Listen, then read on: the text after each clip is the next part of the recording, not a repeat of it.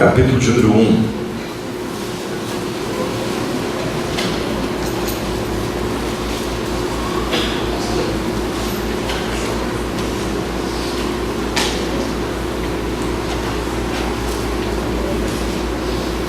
Verso 1 a seguir. Está escrito assim: depois da morte de Moisés, que era servo do Senhor, disse o Senhor a Josué, filho de Num, que era servo de Moisés: meu servo Moisés é morto. Levanta agora, pois, você e todo este povo, e preparem-se para atravessar o rio Jordão e entrar na terra que eu estou para dar aos israelitas. Como prometi a Moisés, todo lugar onde pisar a planta dos vossos pés, eu lhes darei, desde o deserto ao Líbano, do grande rio Eufrates e toda a terra dos Hititas até o mar grande no oeste. Ninguém conseguirá lhe resistir todos os dias da sua vida. Assim como fui com Moisés, serei com você. Nunca te deixarei, nunca te abandonarei. Ser forte, ser corajoso, porque você conduzirá este povo a herdar a terra que prometi sob juramento aos seus antepassados. Somente ser forte e ser muito corajoso. Tenham cuidado de obedecer toda a lei que o meu servo Moisés ordenou a você. Não se desvie dela nem para a direita nem para a esquerda, para que sejas bem-sucedido por onde quer que andar. Não deixe de falar as palavras deste livro. Medita nelas de dia e de noite, para que cumpra fielmente tudo que nele está escrito. Só então os seus caminhos prosperarão e você será bem-sucedido. Não te mandei eu? Ser forte, ser corajoso, não se apavore, não se desanime, pois o Senhor, o seu Deus, estará com você por onde você andar. Amém? Queridos, esse texto aqui, ele nos mostra Deus falando com Josué pela primeira vez. E a palavra que Deus vai destacar ao coração de Josué é exatamente esta: Moisés, meu servo, é morto. Vou repetir. É a primeira vez que Deus está falando com Josué. E a palavra que Deus quer inculcar, imprimir, explicitar no coração de Josué é esta: Moisés, meu servo, é morto.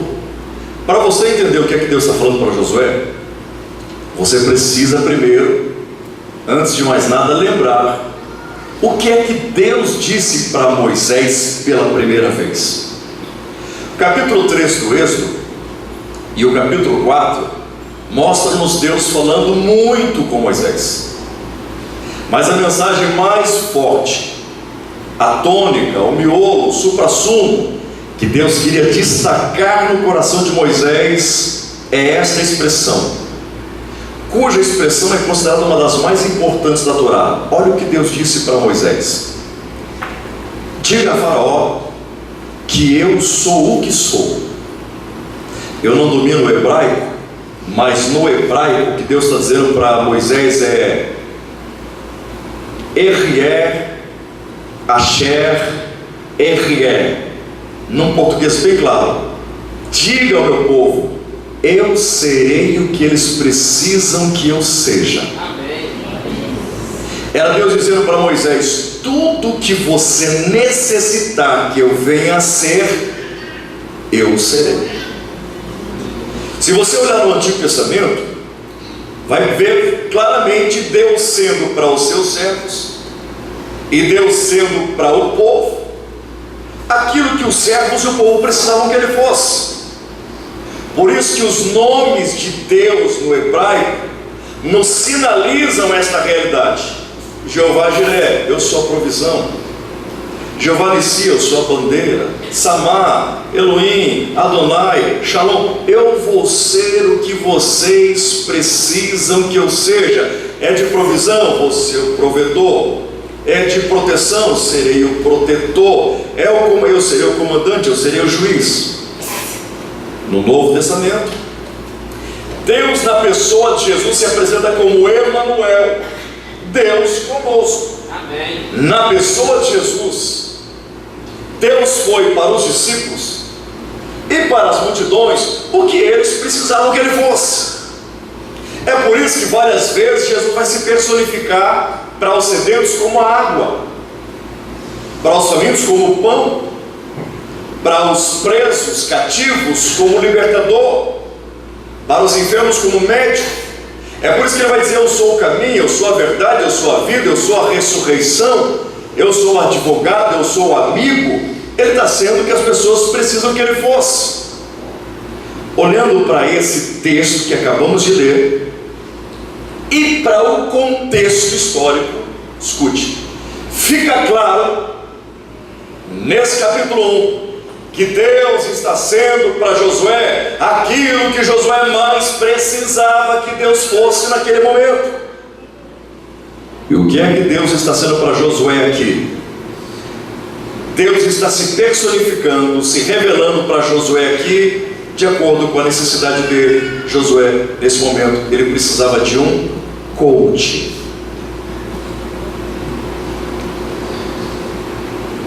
Olha para o contexto. Tudo que Josué precisava é dessa palavra em inglês, coach, que traduzida para o português é técnico, treinador,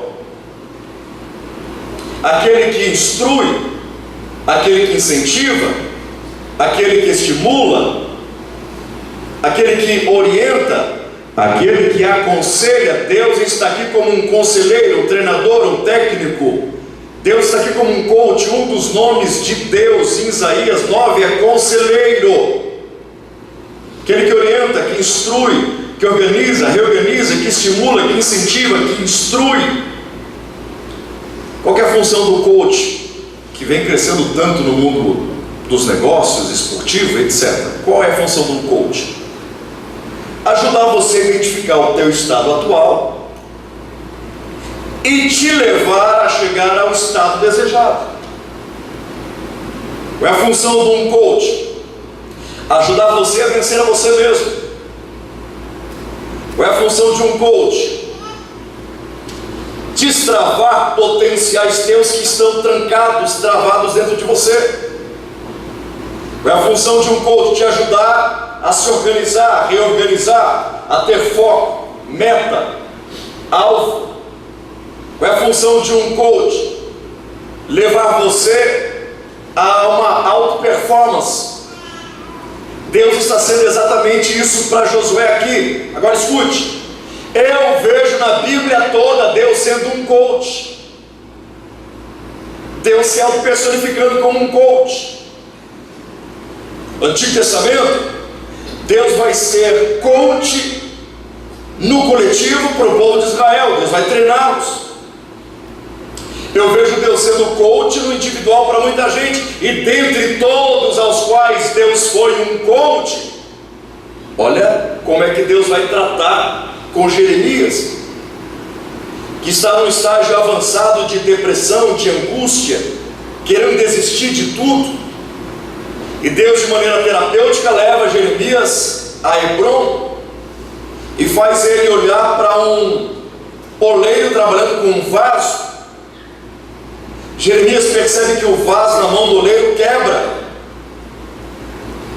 De alguma forma Jeremias se assimila àquele vaso quebrado, ou Israel, o vaso quebrado, e diz: não dá certo nem olhando para isso, parece que eu atraio maldição, onde eu chego as coisas vão erradas. E Deus diz: Jeremias, continua olhando.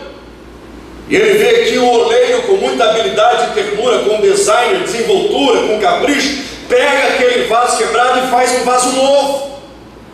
E diz para Jeremias: se o oleiro não desiste dessa massa insignificante, desse barro que não serve para nada, e transforma num vaso novo, você acha que eu vou desistir de você, vou desistir de Israel? E Jeremias sai dali cuspindo fogo, profetizando como, olha que coach. Você vê Deus na pessoa de Jesus sendo coach. Jesus pegou 12 pé rapados que talvez eu não escolheria para minha equipe, tirando Judas, que não quis o processo de treinamento. Olha o que os outros 11 se tornaram. Eu vejo Jesus sendo coach no individual. Olha o que ele faz com o gadareno. Olha o que ele fez com Maria de Magdala. Olha o que ele fez com a samaritana, com Pedro, sobre quem eu preguei ontem, que se transformou num vulto, num herói da fé. Eu também vejo na Bíblia toda Deus treinando homens a serem coach de outros homens. Deus pega Davi e faz Davi treinar 600 homens quebrados, amargurados, endividados, e se transformam na tropa de elite de Israel. Eu vejo Jesus pegando Paulo e fazendo dele um coach para treinar um Timóteo, menino, que vai assumir a igreja de Éfeso, onde o presbitério da época tem mais de 70 anos e ele é um menino, e vai ter que ser pastor desse presbitério, dessa igreja. O menino é asmático, é tímido, tem úlceras, dores estomacais, é filho de um pai grego e uma mãe judia. Aqui é cartesiano, aqui é matemático, aqui é lógica, pensamento grego, e aqui é fé. E agora? E Paulo vai treinar esse cara a ser o sucessor dele. Eu vejo Deus sendo coach na Bíblia toda. Agora escute, eu nunca vi uma sessão de coach tão violenta, tão intensa, tão tremenda como essa que Deus fez com Josué. É incrível o que Deus está fazendo com Josué aqui. No processo de coach, no processo de treinamento de Deus para conosco, é normal que as instruções apareçam. As instruções fazem parte do pacote. As instruções são usadas a levar você a esse romper, a esse avanço. Nesse processo de treinamento, você vai ver na Bíblia toda e na sua vida, que algumas vezes Deus te dá uma instrução. Ele vai falar, ó, faça tal coisa, tal coisa e tal coisa. Deus nos dá uma instrução nesse processo de treinamento e a gente entende. Em outros momentos Deus não nos dá uma instrução. Deus nos dá apenas uma palavra. Marche. Faz parte do processo. Tem momentos que Deus não dá uma instrução, não usa uma única palavra e faz apenas silêncio. De forma que Deus, dando uma instrução, a gente entende, usando uma palavra só, a gente entende, e Deus não falando nada, a gente também vai entender, porque Deus também fala quando não fala. Agora, aqui eu vejo Deus, desculpa a falsa expressão, gastando muita saliva com Josué, que eu nunca vi Deus gastando saliva assim com ninguém. Uma palavra a pessoa entende, no silêncio a pessoa entende, uma instrução entende. Por que aqui Deus vai dizer 3 vezes para Josué: ser forte, ser forte, ser forte? 3 vezes, ser corajoso, ser corajoso, ser corajoso. 3 vezes, não temas, não temas, não temas. 3 vezes, anima-te, anima-te, anima-te. 3 vezes, esforça-te, esforça-te, esforça. 3 vezes, serei contigo, serei contigo, serei contigo. Será que Josué sofria de algum transtorno cognitivo? Com todo respeito aos dislexos, porque o Messi, que é um gênio da bola, também é dislexo. Com todo respeito aos autistas, mas será que Josué era autista? Será que ele era dislexo? Será que ele sofria de algum atraso mental? O Espírito Santo me emprestou 2 respostas a essa pergunta, porque Deus falou dessa forma tão intensa, contundente, poderosa com Josué. Primeira resposta a essa pergunta é uma resposta teórica. Por que é que Deus está falando assim com Josué, pastor Jean? Porque o nível de intensidade do treinamento de Deus na sua vida sempre será proporcional ao tamanho da conquista que Deus vai dar para você. Aleluia. Por que é que Deus está gastando tanta saliva assim com Josué? Porque o tamanho, porque o nível da intensidade do treinamento de Deus na tua vida sempre será equivalente ao lugar onde Deus quer te colocar. Segunda resposta a essa pergunta é prática. Por que Deus gastou tanto essa penicilina de ânimo, essa bezetacil de otimismo? Por quê? Porque Josué nasce no Egito. Ele é hebreu, mas nasce como escravo. Se nasce como escravo, anda como escravo. Se nasce como escravo, não somente anda, mas pensa como escravo, se postula como escravo, se comporta como escravo, vive como escravo. E aqui aparece o que Deus quer fazer com ele. Deus quer pegar esse camarada e usá-lo como líder do seu povo, para tirar o povo do Egito e levá-lo à terra prometida. Desculpa, tirar o povo do deserto e levá-lo à terra prometida. Quando você está dando, diga amém. Amém. Mas como é que Deus pode pegar um cara com uma mentalidade velha e levar para uma terra nova? Como é que Deus vai poder levar para uma terra de liberdade? Como é que Deus vai poder levar Josué a ser livre se a mentalidade dele ainda é de escravo? Estou entendendo? Então Deus vai ter que trabalhar com Josué. Deus vai ter que fazer um coach para que Josué entenda que ele, como escravo, não vai conseguir viver numa terra de liberdade. Que ele, com a mentalidade velha, não vai conseguir viver num tempo novo, porque Jesus disse: eu não coloco vinho novo no odre velho. Então, para que Josué esteja nesse nível, preparado para esse novo tempo, Deus vai ter que realinhar a mente de Josué, a sua mente. Deus vai ter que reprogramar a mente de Josué.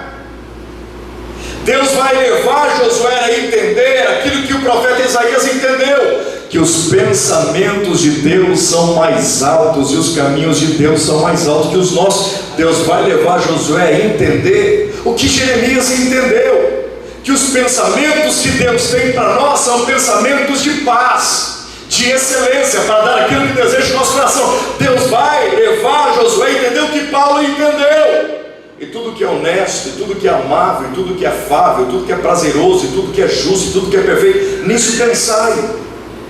Deus vai colocar um chip novo na mente de Josué. Deus vai mostrar para Josué que aqueles pensamentos que ele tem destrutivos, tóxicos, nocivos, precisam ser retirados, extirpados, para que os pensamentos de Deus, de honra, de vitória, de conquista, sejam implantados na mente dele. O que Josué vai precisar é ter a mente de Deus para conduzir aquele povo. Eu estava lendo o testemunho do técnico do time de futebol americano que foi campeão esse ano do Super Bowl. Você sabe que quando o Super Bowl acontece nos Estados Unidos, para os Estados Unidos. E agora, no dia 5 de fevereiro, a final era entre Philadelphia Eagles versus New England Patriots. Esse Patriots aqui é o time. Pensa no time poderoso, pensa em todos, ganham tudo. O reserva desse time é considerado o melhor da liga até hoje, que é o namorado da modelo brasileira Gisele Bündchen, tal do Tom Brady. O reserva é esse cara, imagine como é o time. Então esse Patriots vai jogar com um time de uma cidade pequena, que nunca ganhou nada, que vinha crescendo na liga, e agora chegou diante da final. É a mesma coisa que você pegar nessa Copa do Mundo aí. Vamos pegar a Alemanha que colocou 7-1 na gente? Okay. Imagine uma Alemanha para jogar, com todo respeito, com a seleção de Gurupi. Só para você entender. Foi baixo, gente, desculpa. Não foi essa a intenção, só quis dizer que... Tá bom. Imagine a Alemanha contra o Brasil, pronto, tá bom. Fica mais harmônico.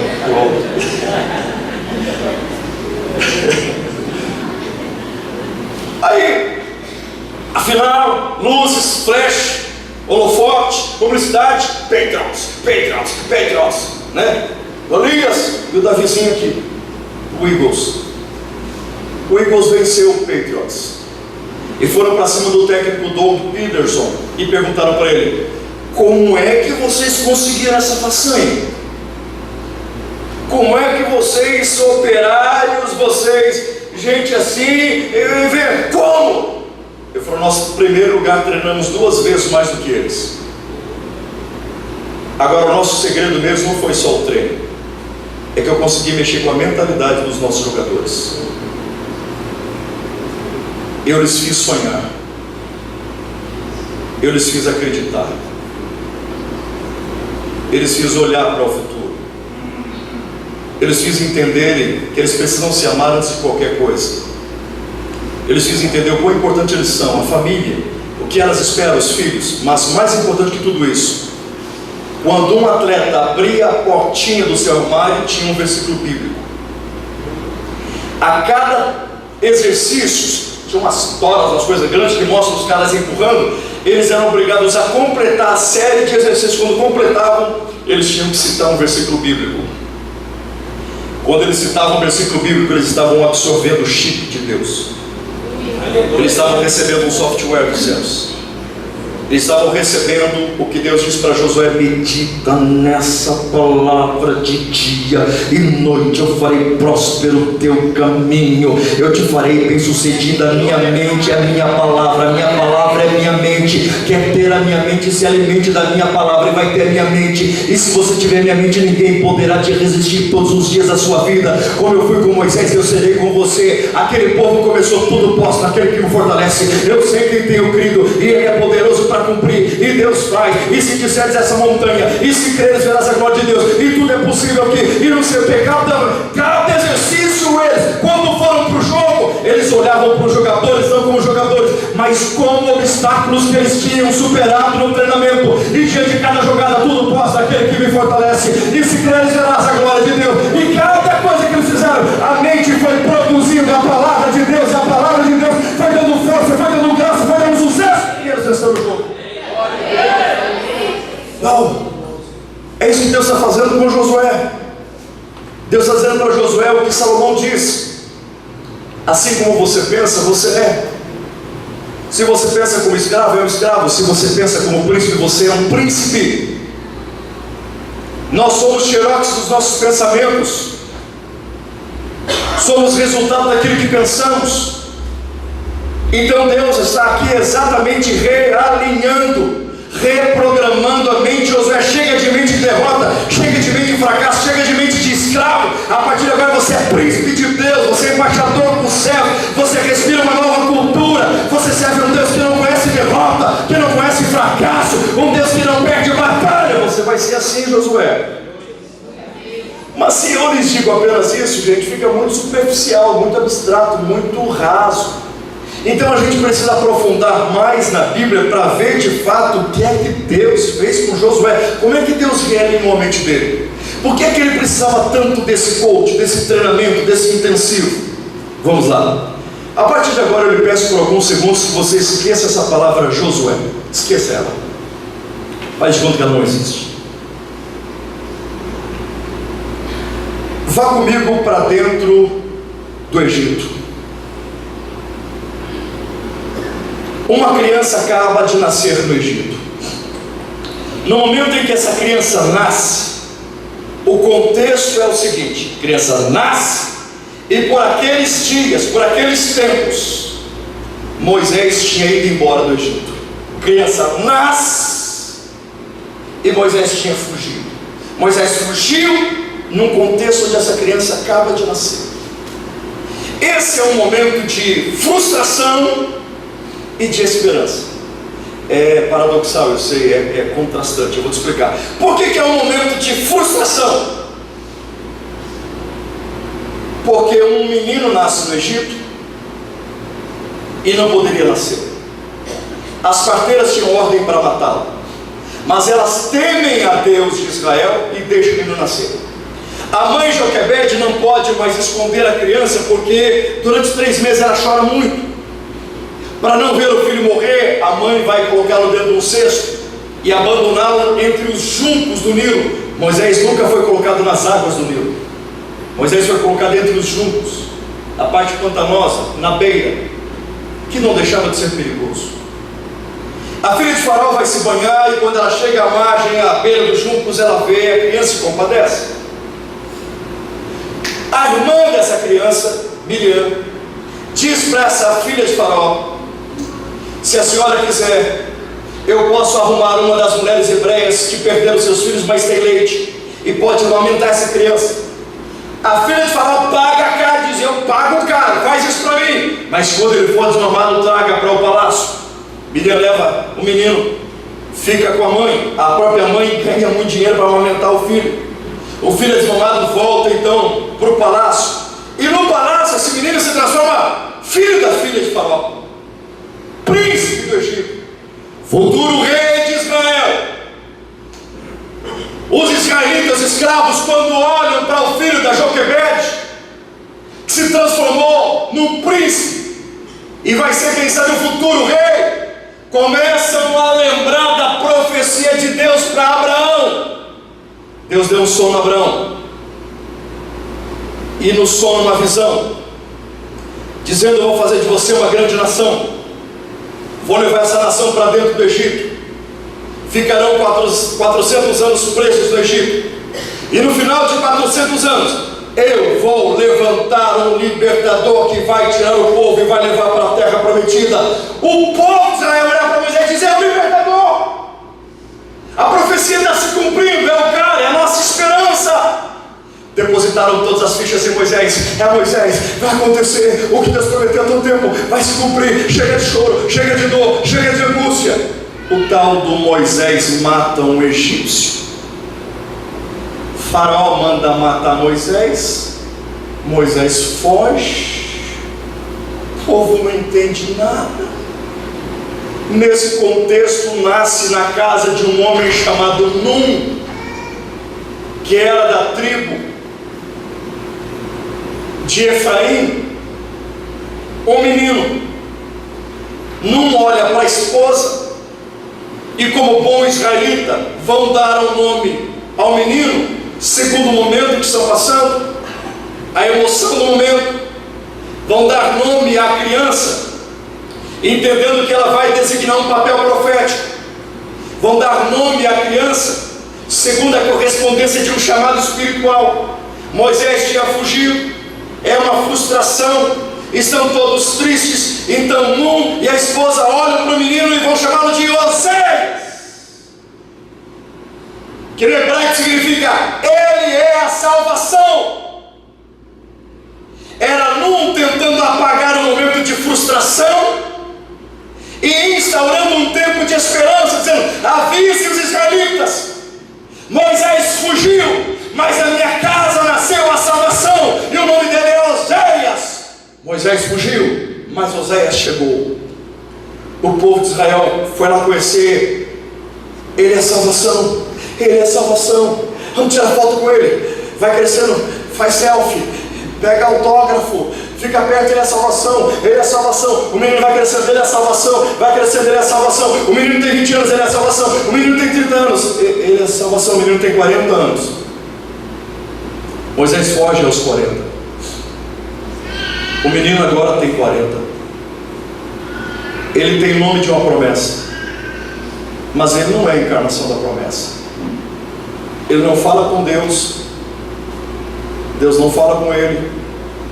Ele não opera milagres, nem prodígios, nem maravilhas. Ele não passa de um escravo. Então ele não é a salvação. Quem esperávamos que fosse, foi embora. O que nasce com um A de ser, não é. Deus está brincando com a gente. Agora imagine as pessoas que olhavam para esse camarada como a salvação, olham para ele dizendo: que piada, hein?